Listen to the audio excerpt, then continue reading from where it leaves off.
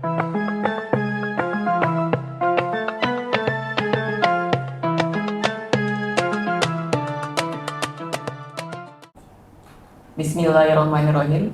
Assalamualaikum warahmatullahi wabarakatuh. Waalaikumsalam warahmatullahi wabarakatuh. Alhamdulillah rabbil alamin. Wassalatu wassalamu ala asyrofil anbiya'i wal mursalin wa ala alihi wa sahbihi rasulillah ajma'in, amma ba'du.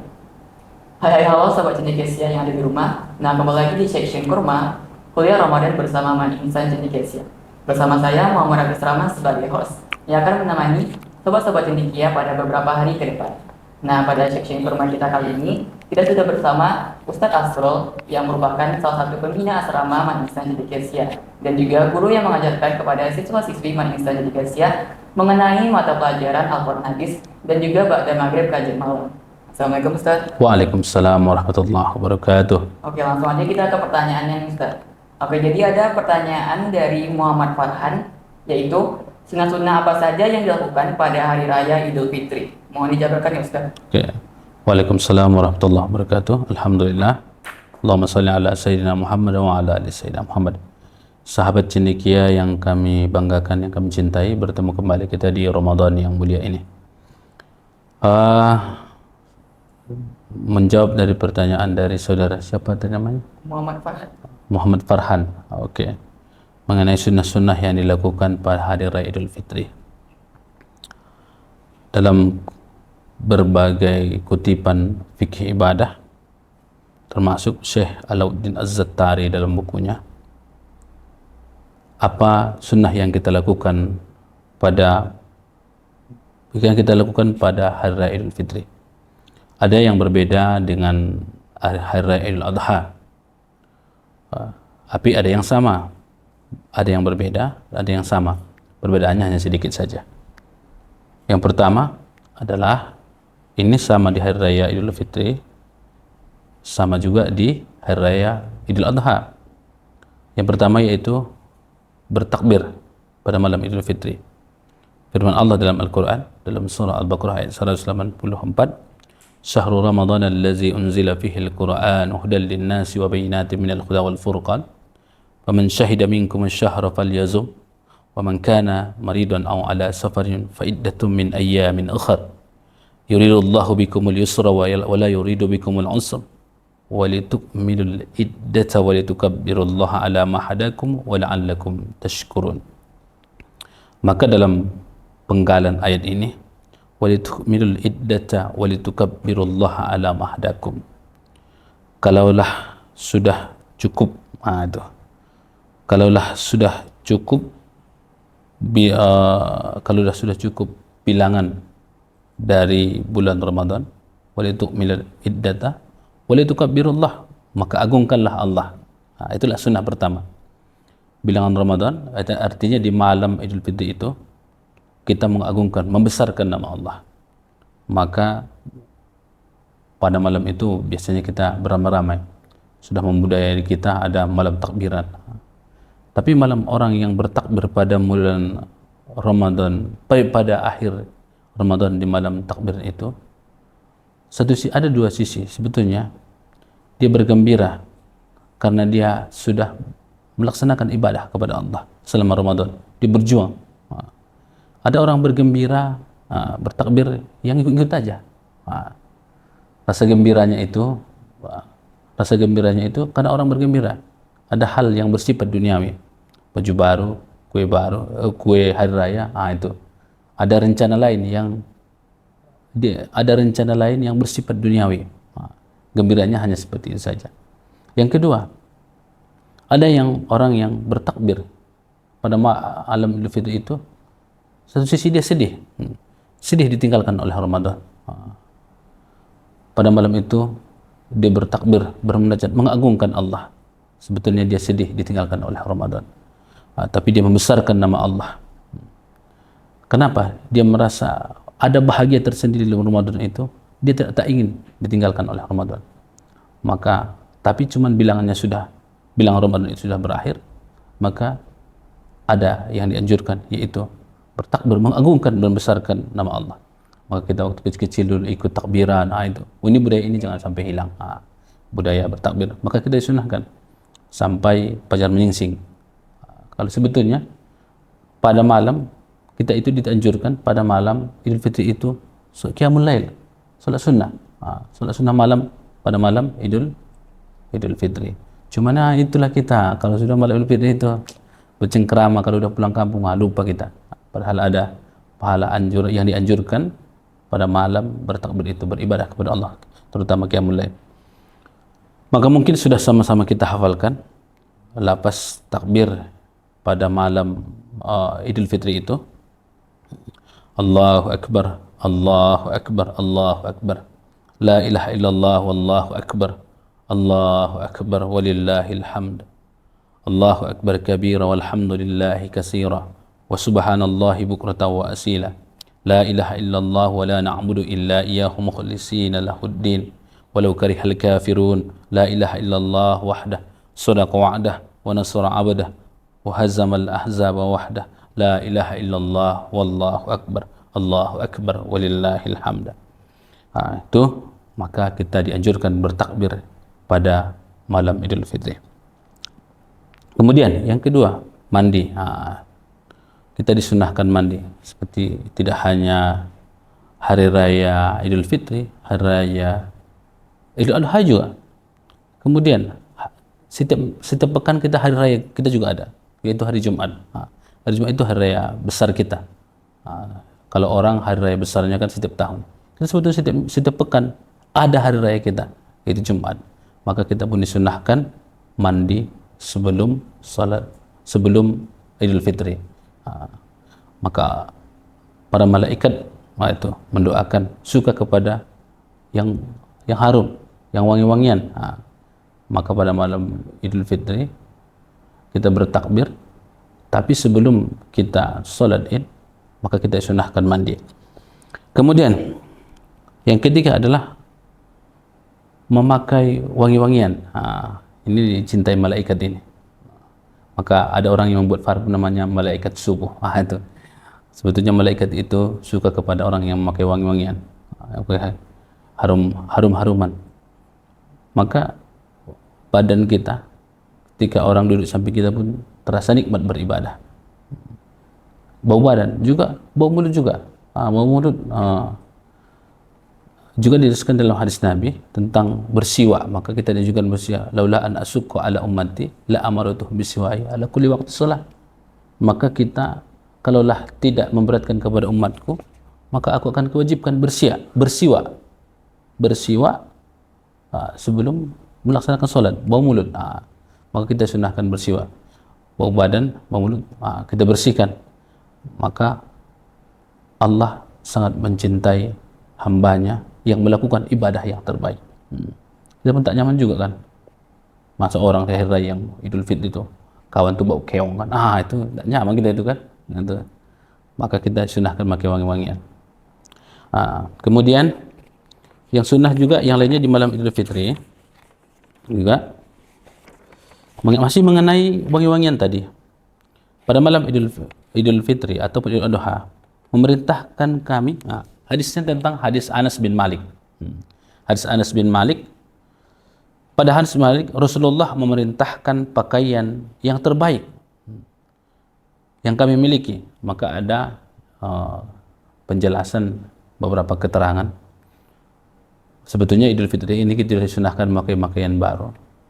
Kalau di hari Idul Adha kita itu sebetulnya ditekankan untuk memakai yang agak, walaupun tidak baru tapi yang lebih mahal, yang lebih bagus kualitasnya. Itu. Tapi kalau untuk Idul Fitri, maka Idul Fitri memakai wangi-wangian yang terbaik pada kami, serta berkurban yang gemuk yang kami punyai. Itu kalau kurban ini ditekankan pada hari raya Idul Adha. Itu dia. Kemudian ini ada berbeda ini. Berbeda antara Idul Fitri dengan Idul Adha. Sunnah yang keempat adalah makan sebelum sholat Idul Fitri. Itu bedanya. Kalau Idul Adha, makanya kita di rumah jangan makan dulu, nanti sesudah pulang kan itu. Maka dia menyiapkan masakan rendang, gulai ayam kan itu. Setelah pulang dari sholat Idul Adha, makan sama-sama. Kita disuruh tahan untuk tidak makan, berpuasa sejenak. Tapi kalau Idul Fitri kita disunahkan makan terlebih dahulu. Karena kita sudah melewati puasa yang panjang selama 1 bulan penuh. Maka karena Rasulullah sallallahu alaihi wasallam, Rasulullah menjelaskan, la ya'du yaumal fitrah hatta ya'kula thamarat. Rasulullah menjelaskan bahawa Rasul tidak berangkat pada hari Idul Fitri sehingga beliau memakan ya'kulat thamarat, beberapa buah kurma. Inilah. Jadi kita melaksanakan kita makan sebelum Idul Fitri, kita bercermin kepada apa yang dilakukan oleh baginda Rasulullah sallallahu alaihi wasallam. Jadi walaupun tidak makan dalam bentuk yang mengenyangkan, paling tidak ada makan sedikit, mengambil sunnahnya Idul Fitri. Kemudian yang kelima, berangkat ke tempat pelaksanaan solat Idul Fitri. Ada orang yang solat Idul Fitrinya di masjid, ada orang yang di tanah lapang. Dua-duanya betul, tidak ada perlu permasalahkan sebetulnya. Tapi yang lebih ditekankan itu sebetulnya di lapangan, tanah terbuka. Malah sebagian ulama mengatakan orang yang libur solat itu, apa tujuannya di tanah terbuka, di lapangan terbuka? Agar orang yang libur solat kan, kalau masjid kan terbatas dia. Tapi bukan berarti dilarang. Kalau kita di kampung, kami di kampung malah di masjid kan itu. Tapi ada yang diharapkan pada hari raya, pada solat itu adalah mengagungkan, ikut mengagungkan kebesaran Allah pada hari itu. Disunahkan ke tanah lapang untuk mendirikan solat Idul Fitri atau Idul Adha. Berarti tapi ini tidak ada unsur pelaksanaan tanah lapang, enggak. Banyak kok rata-rata di masjid kan, dari kampung-kampung. Sebagaimana yang pernah dilakukan oleh Rasulullah sallallahu alaihi wasallam dan para tabi'in. Kemudian yang keenam adalah mendirikan solat Idul Fitri. Mendirikan solat Idul Fitri, tapi jangan sampai bikin malu. Ada kemarin Ustaz tengok di YouTube, itu saking jarangnya dia solat, lupa dia perbedaan antara solat 5 waktu dengan solat Idul Fitri. Kalau solat Idul Fitri di rakaat pertama berapa kali takbirnya? 7 kali. Di rakaat kedua berapa kali? 5 kali. Itu. Lalu lupa, si kawan ini lupa dia. Allahu Akbar, langsung dia ruku. Tentu malu kan. Itu akibat apa? Itu akibat jarangnya solat, sehingga lupa perbedaan antara solat Id dengan solat 5 waktu, solat biasa yang lainnya. Melaksanakan solat Idul Fitri ini hukumnya sunnah muakkad. Rakaatnya berjumlah 2. Sama-sama kita tahu. Untuk rakaat pertama takbir 7 kali. Dan rakaat kedua takbirnya dengan 5 kali. Kemudian untuk pelaksanaan solat Idul Fitri, Nabi pernah mengerjakan ketika matahari setinggi 2 tombak. Jadi pelaksanaannya itu selama waktu solat duha. Waktu solat duha inilah masuk dalam waktu pelaksanaan solat Idul Fitri.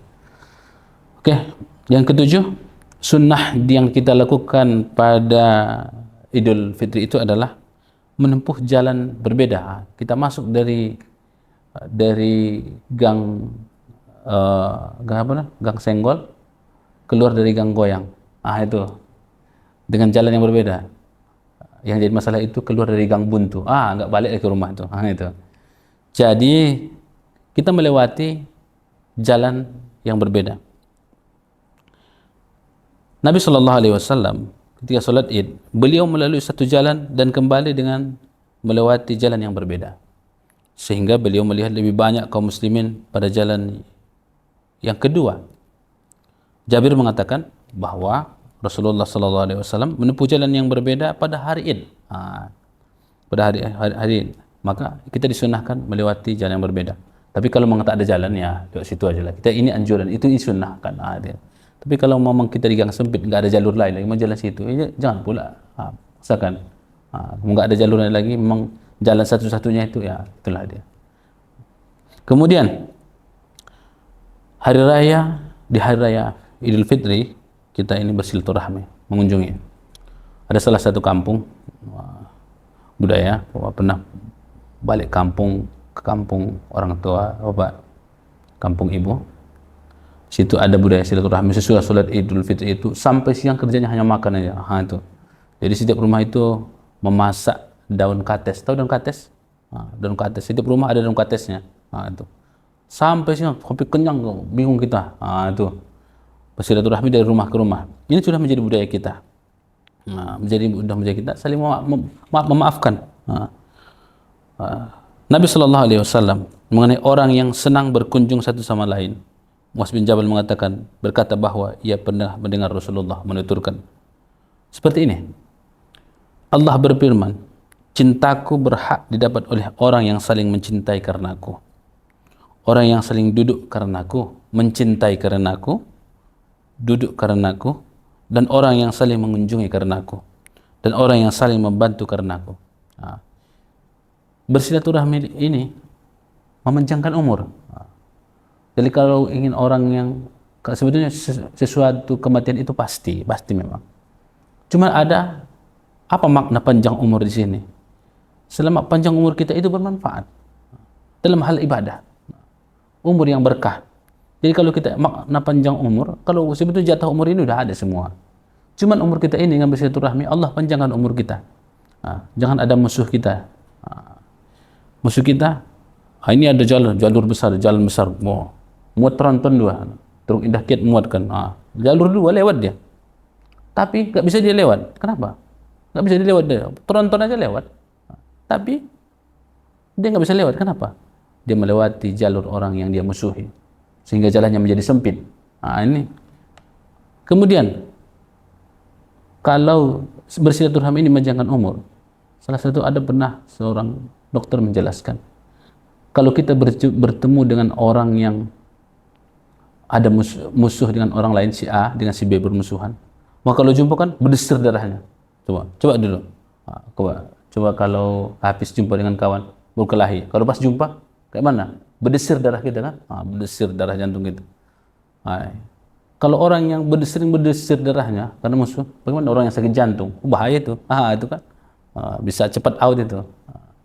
Maka salah satu maka Idul Fitri salah satu menjembatani kita untuk saling memaafkan, saling kunjung mengunjungi, saling memaafkan. Maka Allah akan memaafkan orang yang meminta maaf, orang yang diberikan maaf. Dua-duanya saling ridho meridhoi. Tapi ada kadang kelakuan itu lah. Sudah salam gini, terpaksa. Sesudah lewat kali Idul Fitri apa katanya? Ini kan Idul Fitri terpaksa. Kalau enggak, kalau hanya karena seremoni aja tuh. Kalau tidak, tak mau saya minta maaf. Itu sekedar melepasannya. Terpaksa dia. Kadang pernah Bapak tengok bersalaman. Bapak di belakangnya disalamnya gini. Kan mulutnya sampai berulah kan, bahasa tubuhnya nggak bagus. Tapi yang maksud di sini adalah saling mengunjungi di hari Idul Fitri, saling memaafkan, untuk mendapatkan umur yang berkah. Mungkin itu saja dari pertanyaan. Jawaban dari pertanyaan itu sekian. Assalamualaikum warahmatullahi wabarakatuh. Terima kasih kepada Bapak Asrul. Nah, sekian Section Kurma kita pada kesempatan kali ini. Saya Muhammad Rahmat sebagai host pamit undur diri. Wassalamualaikum warahmatullahi wabarakatuh.